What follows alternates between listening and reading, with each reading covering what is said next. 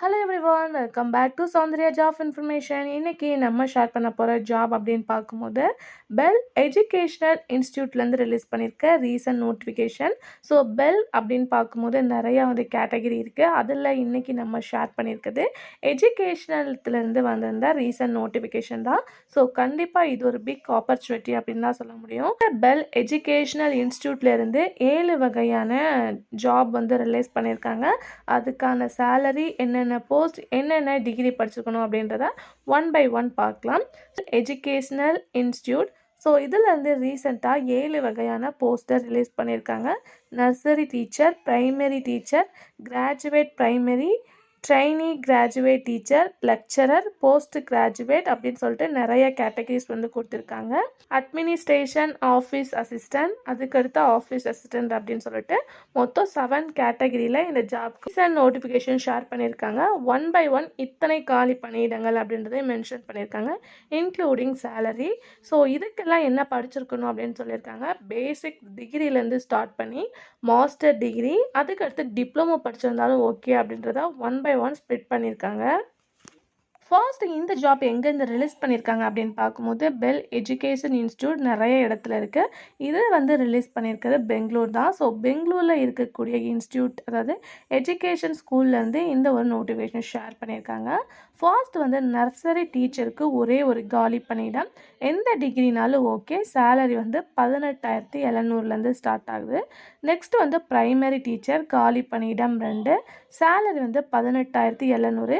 இதுக்கு சில குவாலிஃபிகேஷன் கொடுத்துருக்காங்க. எம்ஏ, எம்எஸ்சி, எம்சிஏ, பிஎட் இவங்கெல்லாம் ஹையர் செகண்டரியில் ஒர்க் பண்ணலாம். பிஏ, பிஎஸ்சி, பிசிஏ மிடில் செக்ஷனில் ஒர்க் பண்ணலாம் அப்படின்றத சொல்லியிருக்காங்க.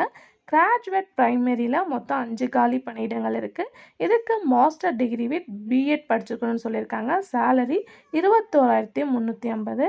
போஸ்ட் கிராஜுவேட் ட்ரைனி, இதுக்கு மொத்தம் 3 காலி பணியிடங்கள் இருக்குது. மாஸ்டர் டிகிரி வித் பிஎட் படிச்சிருக்கணும்னு சொல்லியிருக்காங்க. Salary 24,200 plus including 10,000. அந்த 10,000 எதுக்கு அப்படின்னு சொல்லிட்டு பார்க்கும்போது கோச்சிங் கிளாஸ் அட்டன் பண்ணுறதுக்காக.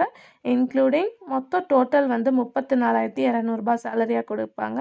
அதுக்கடுத்து லெக்சரருக்கும் சேம் தான். ஸோ கோச்சிங் கிளாஸ் எல்லாமே இன்க்ளூட் பண்ணி 34,200 கொடுப்பாங்க. அதுக்கடுத்து அட்மினிஸ்ட்ரேஷன் ஆஃபீஸ் அசிஸ்டன்ட், இதுக்கு மட்டும் 5 இயர்ஸ் எக்ஸ்பீரியன்ஸ் கேட்குறாங்க. ஸோ அதுக்கேற்ற மாதிரி தான் அவங்க சேலரியும் கொடுத்துருக்காங்க.